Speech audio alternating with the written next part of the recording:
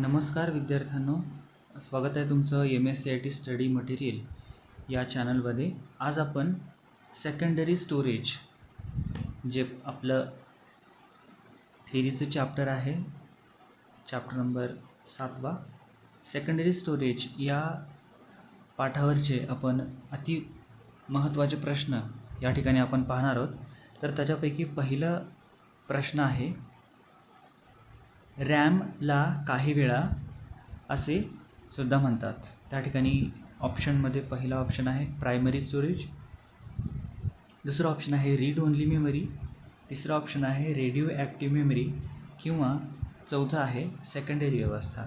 तर रॅम म्हणजेच काय, रँडम ॲक्सेस मेमरी.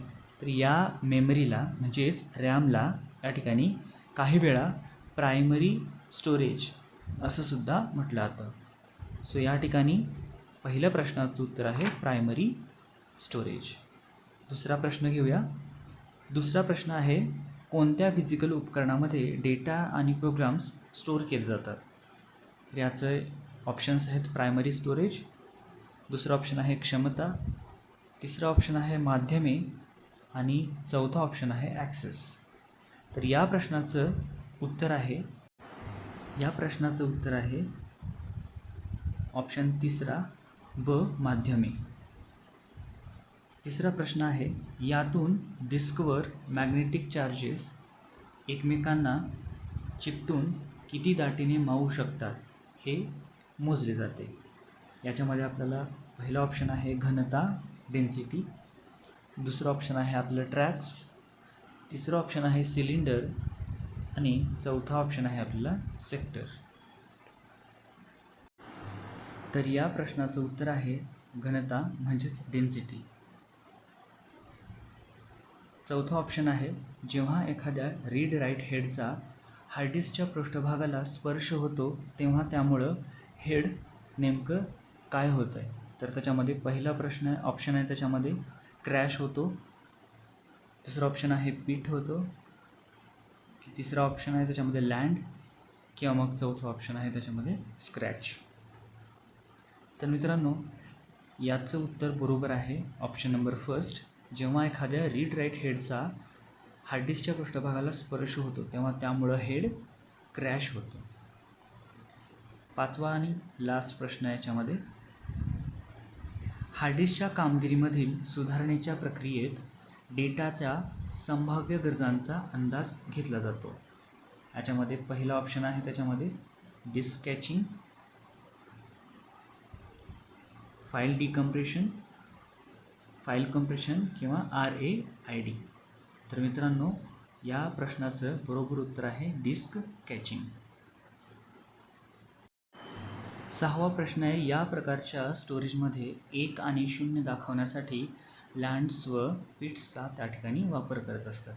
पहिला ऑप्शन आहे क्लाउड, दुसरा ऑप्शन आहे ऑप्टिकल, तिसरा ऑप्शन आहे हार्ड डिस्क आणि चौथा ऑप्शन आहे सॉलिड स्टेट. तर या ठिकाणी सहाव्या प्रश्नाचं उत्तर आहे या ठिकाणी ऑप्टिकल. कारण ऑप्टिकल स्टोरेजमध्ये त्या ठिकाणी आपल्याला लँड्स आणि पिट्सचा वापर 1 आणि 0 दाखवण्यासाठी केलं जात असतं. सातवा प्रश्न आहे DVD म्हणजेच डिजिटल व्हर्सॅटाईल डिस्क म्हणजे आपल्याला त्याचा लॉंग फॉर्म आपल्याला लिहायचा आहे. त्याच्यामध्ये पहिला आहे आपल्याला ऑप्शन डिजिटल व्हर्सॅटाईल डिस्क, दुसरा ऑप्शन आहे डायनॅमिक व्हर्सॅटाईल डिस्क, तिसरा ऑप्शन आहे डिजिटल व्हिडिओ डेटा आणि चौथा ऑप्शन आहे डायनॅमिक व्हिडिओ डिस्क.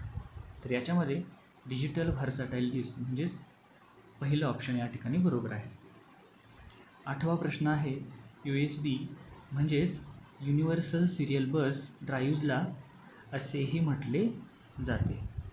याच्यामध्ये पहिला ऑप्शन आहे आपल्याला फ्लॅश ड्राईव्ह, दुसरा ऑप्शन आहे पोर्ट, तिसरा ऑप्शन आहे ऑप्टिकल ड्राईव्ह आणि चौथा ऑप्शन आहे युनिव्हर्सल स्टेट बस. तर मित्रांनो, या आठव्या प्रश्नाचं उत्तर आहे USBला फ्लॅश ड्राईव्ह्ज असं सुद्धा म्हटलं जातं. त्यानंतर नववा प्रश्न आहे, नेटवर्क्समध्ये डेटाचा कार्यक्षम आणि सुरक्षित वापर करण्यास प्रोत्साहन देण्याकरता एक संस्थात्मक धोरण म्हणजे ते कोणतं आहे हे आपल्याला सांगायचं आहे. त्याच्यामध्ये पहिलं ऑप्शन आहे क्लाउड डायनॅमिक, दुसरं ऑप्शन आहे एंटरप्राइज स्टोरेज सिस्टीम, तिसरं ऑप्शन आहे डेटा मिशन स्टेटमेंट किंवा चौथं ऑप्शन आहे RAID.